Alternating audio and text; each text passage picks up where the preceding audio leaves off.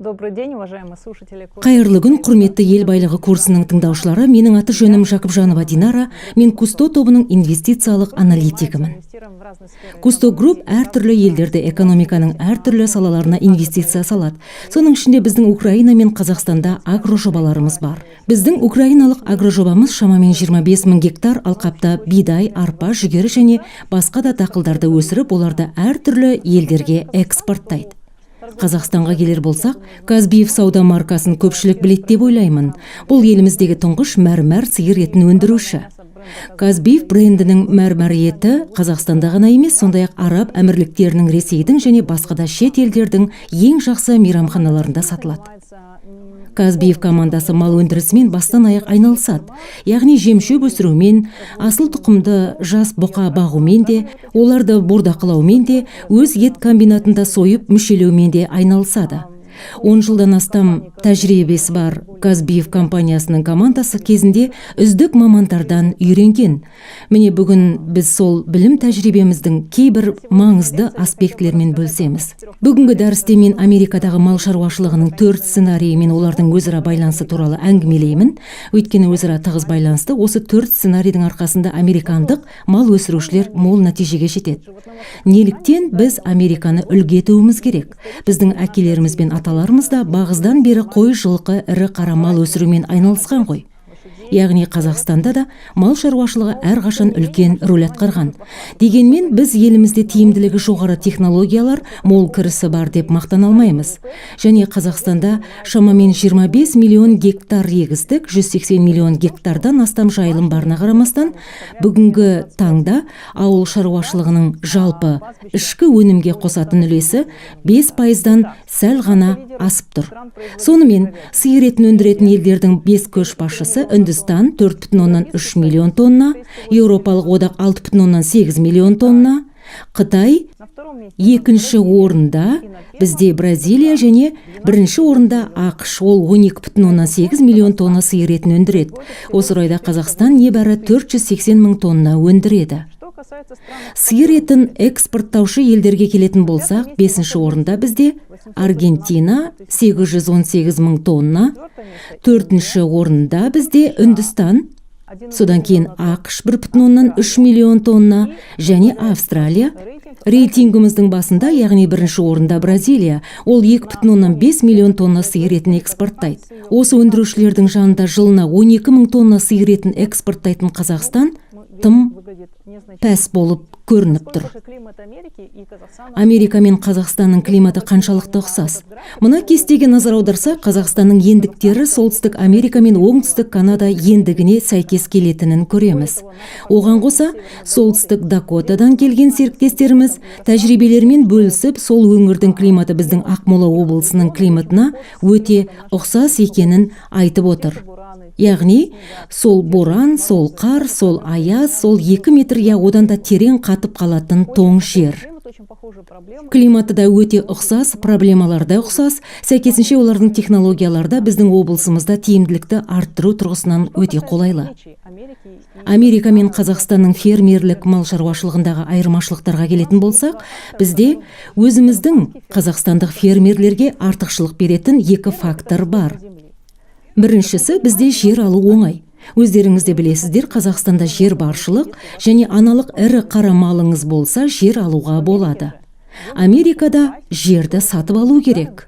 Және 1 гектардың құны бірнеше мың долларға жетеді. Одан бөлек жер салығы да аз емес, оны жыл сайын төлеу керек. Міне осы шығындардың барлығы ауыл шаруашылығы өніміне ауыртпалық түсіреді. Соның ішінде екінші фактор жұмысшылардың жалақысы.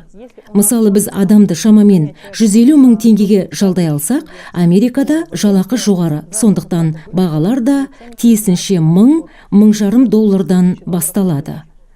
Бұл тұрғыда да біздің артықшылығымыз өте көп. Осындай қиын жағдайларда американдық фермерлер үнемі тиімділікті арттырудың жаңа жолдарын, шығындарды оңтайландырудың жаңа тәсілдерін іздеуге мәжбүр және табады да. Сондай тәсілдердің бірі тар шеңберлі мамандану, яғни белгілі бір саланың ішіндегі нақты бір кәсіппен айналысу. Американың малшылары да, етті жануарлары да әртүрлі секторларға, ет өндірісінің әртүрлі кезеңдеріне бөлінеді. Бүгін мен 4 сценарий туралы айтқым келеді. Олардың біріншісі бұзаулы сиыр бағу. Біз аналық мал ұстайтын шағын фермаларды осылай атаймыз. Олар бұзауларды сиырмен қосып бағады, сосын оларды 6-8 айлығында енесінен айырып, келесі кезеңге сатады.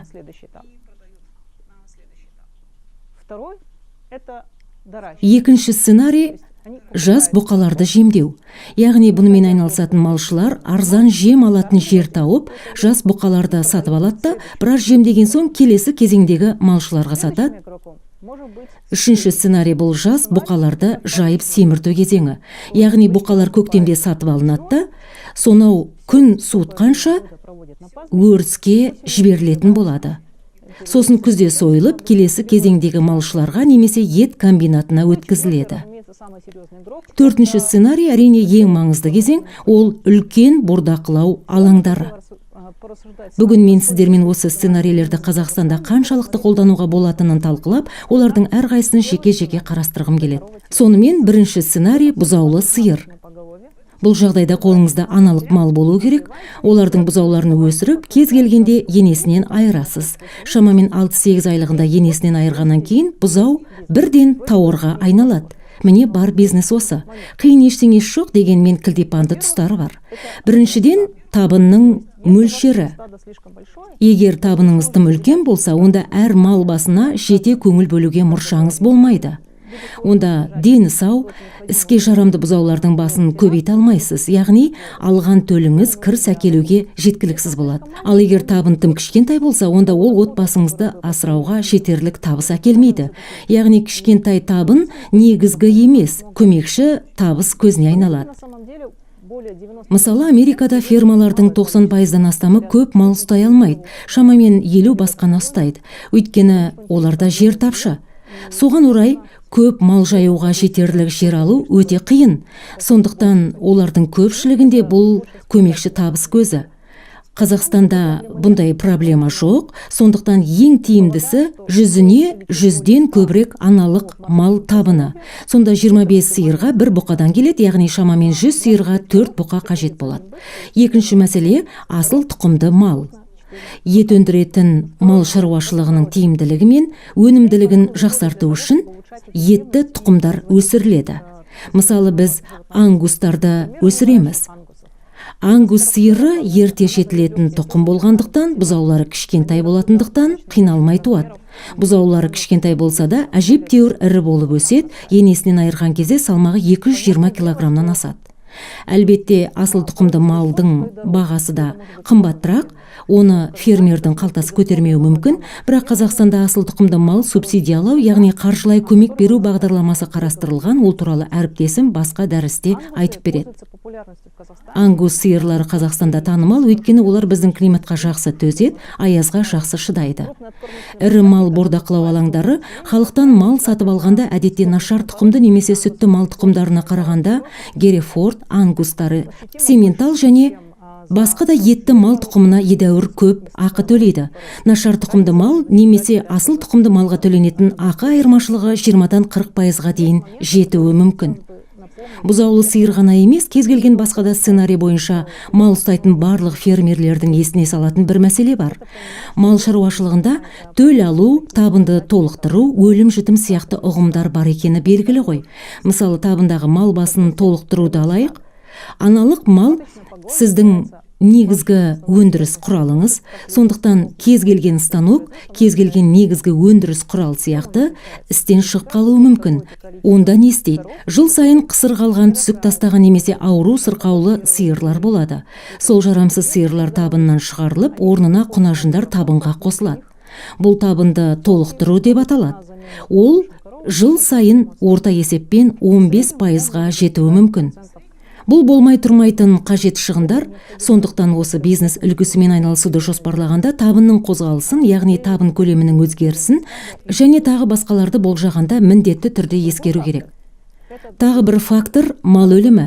Сіз қанша тырыссаңыз да, қандай жағдай жасасаңыз да, жылдан жылға бір мал басы шығын болмай тұрмайтынын, мал ішінде өлім жітім болатынын түсінуіңіз керек. Өкінішке орай өмір шындығы сол. Сондықтан бұл көрсеткішті барынша азайтуға тырысу керек.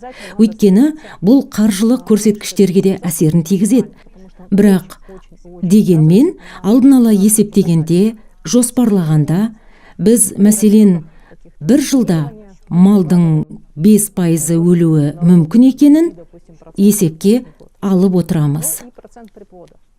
Келесі фактор – төл алу көрсеткіші. Қазақстанда ел бойынша орташа есеппен төлдеу көрсеткіші шамамен 65%-ды құрайды. Бұл көрсеткіш әр облыста әртүрлі. Мысалы, кейбір аймақтарда 90%-ға дейін жетеді, ал кей жерде 65%-дан төмен болып келеді. Сондықтан жалпы бағдар ретінде мен сіздерге төл басын кемінде 80%-ға жеткізуге ұмтылған жөн дер едім. Айтпақшы, субсидия деңгейі де осыған байланысты. Тағы бір айтқым келетіні, төл алу, мал шығыны, табынды толықтыру сияқты көрсеткіштердің барлығы ветеринарлардың жұмысына тікелей байланысты. Ветеринар вакциналардан қаржы аямай, ветеринарлық жұмыстарды жеткілікті көңіл бөліп, сапалы дәрі-дәрмек сатып алып, дұрыс жұмыс істеуі керек. Бұл өте маңызды болып табылады. Ол туралы әріптестеріміз басқа дәрістерде айтатын болады. Бұзаулы сиыр жобасына инвестиция салу туралы шешім қабылдамас бұрын жобаны бастау үшін нақты не қажет екенін білу керек. Мысалы, сізде 100 бас аналық мал мен 4 бұқа, кемінде аналық малды ұстауға жеткілікті жайылым бар делік. Климаттың айырмашылығына байланысты еліміздің әр өңірінде жайылымның аумағы да әртүрлі болуы мүмкін. Бұл тұрғыда сіз тиісті заңнамада көрсетілген норманы бағдар ете аласыз. Мысалы, Ақмола облысында ірі қара малдың бір басына 6-дан 10 гектарға дейін, ал Маңғыстауда 12-ден 15 гектарға дейін тиесілі. Жайылымдарды сумен қамтамасыз ету үшін ұңғымалар, үлкен ыдыстар, науалар, су шығаратын насостар қажет. Сондай-ақ аналық малды ұстайтын қысқы қоражай, малшыларға арналған дербес жылжымалы тұрғын үй немесе шағын вагон, ірі қара малмен жұмысқа арналған жылжымалы станок, қора, қалқа, электрмен қамтамасыз ететін генератор және бақташыға ат қажет. Сонымен біз бұзаулы сиыр сценарийін біраз зерттедік. Енді бұқа жемдеу деп аталатын екінші сценарийді қарастырайық. Ол арзан жемі бар фермерлер үшін қолайлы. Мысалы, сізге жақын жерде сыра зауыты немесе арақ зауыты бар делік. Сол зауыттан шығатын жом, жарма сияқты түрлі қалдықтар мал жемдеуге әбден жарайды деп айтуға да болады. Немесе, мысалы, сіз арпа сияқты бір дақыл өсіретін фермерсіз делік. Күзде еккен өніміңізді орып сатасыз. Сөйтіп, мал сатып алуға жетерлік қаражат табасыз. Сондай-ақ, өзіңіз өсірген астық қалдықтар да бар. Міне, сол қалдықтармен көктемге дейін малыңызды жемдей аласыз деп айтқым келеді. Ал көктемде оны сатып, тапқан ақшаңызға көктемдегі дала жұмыстарын бастайсыз.